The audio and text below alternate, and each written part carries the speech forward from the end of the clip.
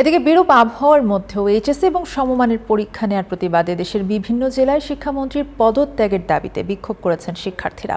মঙ্গলবার রাজশাহী মাধ্যমিক ও উচ্চ মাধ্যমিক শিক্ষা বোর্ড প্রাঙ্গণে জড়ো হয়ে এই বিক্ষোভ করেন শিক্ষার্থীরা। এ সময় তারা শিক্ষামন্ত্রী আনম এহসানুল হক মিলন এবং শিক্ষা বোর্ড সংশ্লিষ্টদের বিরুদ্ধে নানা স্লোগান দেন। বগুড়ায় বিক্ষোভকালে শিক্ষার্থীরা মন্ত্রীকে লাল কার্ড দেখানোর কথা বলেন। এছাড়া যশোর ও ময়মনসিংহেও সুস্থ পরিবেশে পরীক্ষা গ্রহণ, প্রশ্নপত্রের অযৌক্তিক মানদণ্ড প্রত্যাহার এবং পরীক্ষায় অনুপস্থিত থাকলে পুনঃপরীক্ষার ব্যবস্থা করা সহ শিক্ষামন্ত্রীর পদত্যাগ সহ 4 দফা দাবিতে বিভিন্ন স্লোগান দিয়ে বিক্ষোভ করেন পরীক্ষার্থীরা।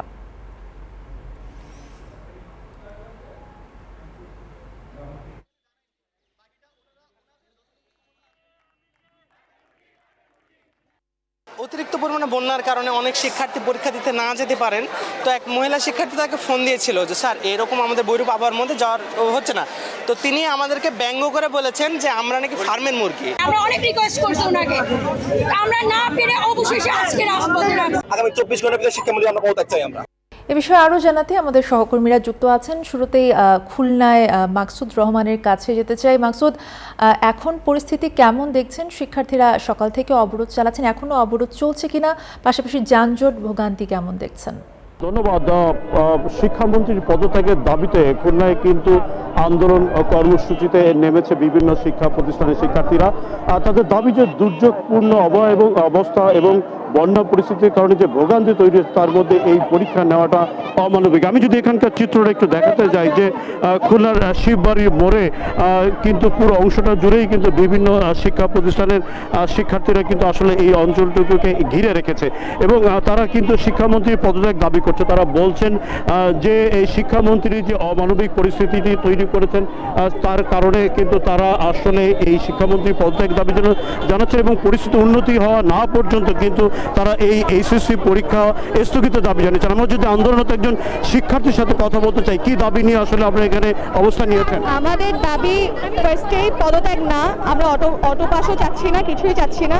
আমরা চাই বন্যার মতো এত ভয়াবহ একটা পরিস্থিতিতে সবাই যে ডুবে ডুবে আসতেছে, 3 ঘন্টা ভিজে যে পরীক্ষা দিচ্ছে, এটা যেন না হয়। এক্সামটা একটু স্থগিত করা হোক, 1 সপ্তাহ স্থগিত করলে কোনো ক্ষতি হয়ে যাবে না আমাদের, অত বড় স্থগিত করা হোক। এবং ফিজিক্স ফার্স্টে যে এক্সামটা হয়ে গেছে ওটা স্ট্যান্ডার্ড কোয়েশ্চেন ছিল না, এটা সবাই মানবে।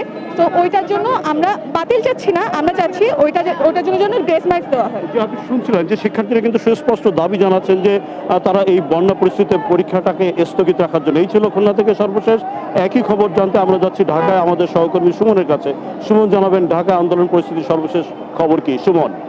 ধন্যবাদ। আপনি যেমনটি বলছিলেন ঢাকার চিত্র প্রায় একই, যেমনটি দেখছেন এই মুহূর্তে আমি রয়েছি বিএনএস সেন্টারের সামনে উত্তরায়। এখানেও সকাল 11টার পর থেকেই শিক্ষার্থীরা আন্দোলন করছেন তাদের বিভিন্ন দাবিতে। যেমনটি আপনারা বলছিলেন, ঠিক 2টি পরীক্ষা যেটি বৈরী আবহাওয়ার কারণে শিক্ষার্থীরা অনেকে উপস্থিত হতে পারেনি সেটি পুনরায় নেয়ার জন্য এবং পাশাপাশি যে পরীক্ষাগুলো রয়েছে সেগুলো পিছিয়ে দেওয়ার জন্য এবং প্রশ্নগুলো সহজ করার জন্য শিক্ষামন্ত্রী পদত্যাগের দাবিতে এখনও আন্দোলন চলছে।